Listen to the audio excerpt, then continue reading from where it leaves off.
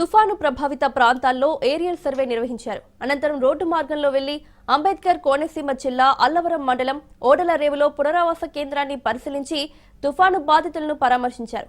మొంతా తుఫాన్ పెను విపత్తని, రాష్ట్రానికి తీవ్రమైన నష్టం జరిగిందని ఏపీ ముఖ్యమంత్రి చంద్రబాబు అన్నారు.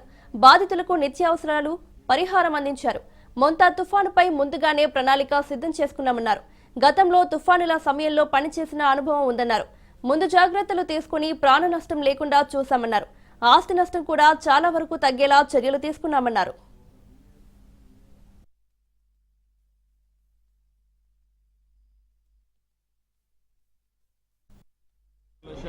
మందిని ఆ క్యాంపులో కూడా తీసుకొచ్చి అక్కడంతా కూడా వాళ్ళకి అన్ని ఏర్పాట్లు చేశా. ఏ విధంగా ఉందో ఒకసారి చూడడానికి వచ్చాను. చూస్తే కరెంటు మొత్తం పోతే దాన్ని కూడా ఎప్పటికప్పుడు అత్యవసర పరిస్థితులను ఆఫ్ చేశాం. మళ్ళీ రివైవ్ చేశాం. 4 సబ్స్టేషన్లు తప్ప అన్ని సబ్స్టేషన్లో కరెంటు కూడా ఇచ్చి 2 గంటల లోపలనే మొత్తం కరెంట్ ఇచ్చే పరిస్థితికి వస్తున్నాం. అన్ని కూడా పర్యవేక్షిస్తున్నాను. ఎప్పటికప్పుడు రియల్ టైం గవర్నెన్స్ ద్వారా పర్యవేక్షిస్తూ ఎప్పటికప్పుడు అన్ని శాఖల హెడ్స్ కూడా దీన్ని పర్యవేక్షిస్తున్నారు.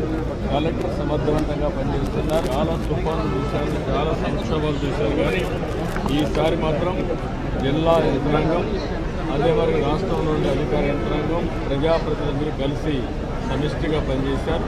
ప్రజలకు పెద్ద ఎత్తున ఉపయోగపడ్డారు. రెస్క్యూ కూడా మీరు చూస్తే 2 తప్ప ఇక్కడ ఎక్కడ చనిపోయే పరిస్థితి లేకుండా మనం కాపాడుకోగలిగాం.